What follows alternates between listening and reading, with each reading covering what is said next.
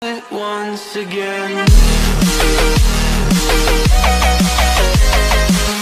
चलिए शुरू करते हैं पूंजीवाद। अंग्रेजी में इसे बोलते हैं कैपिटलिज्म। आखिर पूंजीवाद क्या होता है? तो पूंजीवाद वह आर्थिक और राजनीतिक प्रणाली है जो मुख्यतः औद्योगिक क्रांति के बाद विकसित हुई। पूंजीवादी प्रणाली के अंतर्गत उत्पादन, वितरण और विनिमय के साधन निजी हाथों में रहते हैं, राज्य के स्वामित्व में नहीं। इनका प्रयोग भी निजी लाभ के उद्देश्य से किया जाता है। इसका मतलब क्या हुआ? इसका मतलब ये हुआ कि पूंजीवादी प्रणाली के अंतर्गत हम ये देख रहे हैं कि जो प्रोडक्शन करना है, उत्पादन करना है, वह प्रोडक्शन के लिए निजी व्यक्ति जिम्मेदार है और डिस्ट्रीब्यूट करने के लिए यानी कि वितरण करने के लिए, बांटने के लिए वो भी निजी हाथ में दिया गया है। विनिमय यानी कि एक दूसरे से परस्पर हम जब क्या करते हैं, एक्सचेंज करते हैं, यानी कि चीजों को अदलते बदलते हैं, लेन देन करते हैं एक दूसरे से, तो वो भी निजी हाथों में है।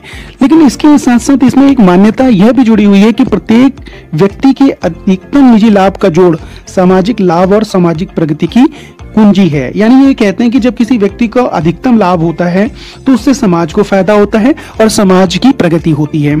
और साथ ही साथ अगर हम देखें तो पूंजीवादी जो प्रणाली है यह उदारवादी प्रणाली का ही क्या है, एक मानक रूप है।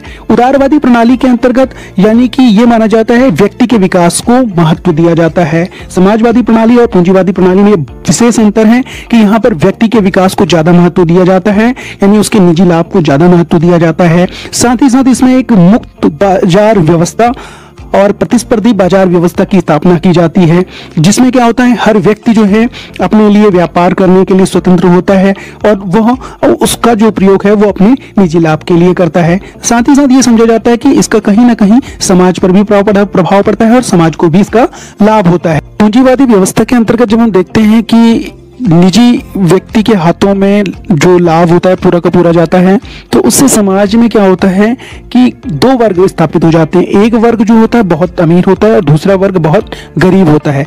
इसको आप इस पिक्चर के माध्यम से भी समझ सकते हैं। तो इससे क्या होता है, समाज में वर्ग स्थापित हो जाते हैं और वो दो वर्ग ऐसे वर्ग होते हैं जिनके बीच बहुत बड़ी असमानता होती है।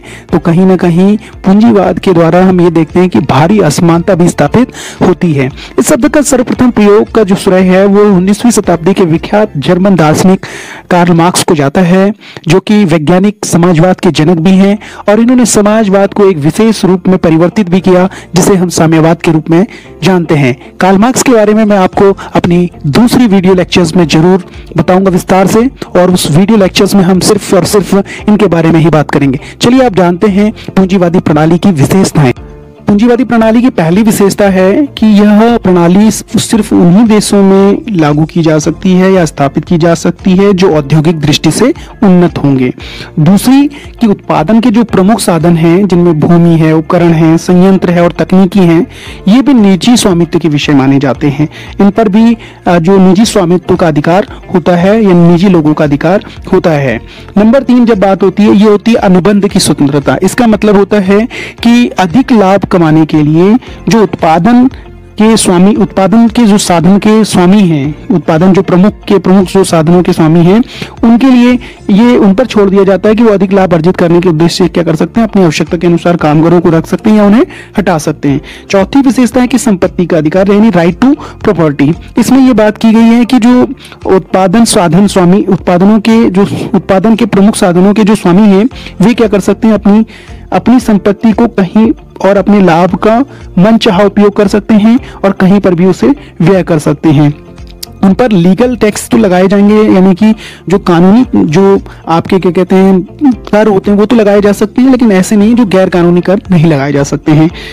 पांचवा है वितरण और विनिमय के साधनों का भी निजी स्वामित्व में होना। इसमें ये बात की गई है क्योंकि आर्थिक निर्णय की जो प्रक्रिया होती है वो तमाम तरह के जो व्यापारी होते हैं, व्यवसायी होते हैं, उद्योगपति होते हैं, उन पर छोड़ दी जाती है। और जब उन पर छोड़ जाती है तो ये अत्यंत क्या हो जाती है, विकेंद्रीकृत हो जाती है। तो इस प्रक्रिया में क्या किया जाता है, तालमेल स्थापित करने का जो कार्य होता है वो किस पर छोड़ दिया जाता है, बाजार तंत्र पर छोड़ दिया जाता है, जो क्या करती है, मुक्त प्रतिस्पर्धा के सिद्धांत पर आधारित होती है। तो कुल मिला के क्या होता है, पूरा का पूरा जो उत्पादन प्रमुख साधन उत्पादन के प्रमुख साधनों के जो स्वामी हैं उन पर ये पूरी की पूरी व्यवस्था को छोड़ दिया जाता है। तो ये सारी पूंजीवादी प्रणाली की विशेषताएं हैं। चलिए अब बात करते हैं कि आखिर वो कौन कौन से देश हैं जहां पूंजीवादी प्रणाली है अभी वर्तमान समय में। तो वो देशों में संयुक्त राज्य अमेरिका है, फ्रांस है, जर्मनी है, जापान है, ऑस्ट्रेलिया है, ग्रेट ब्रिटेन है, न्यूजीलैंड है, स्वीडन है, डेनमार्क है, नॉर्वे है, ऑस्ट्रेलिया है और ऑस्ट्रिया और बेल्जियम।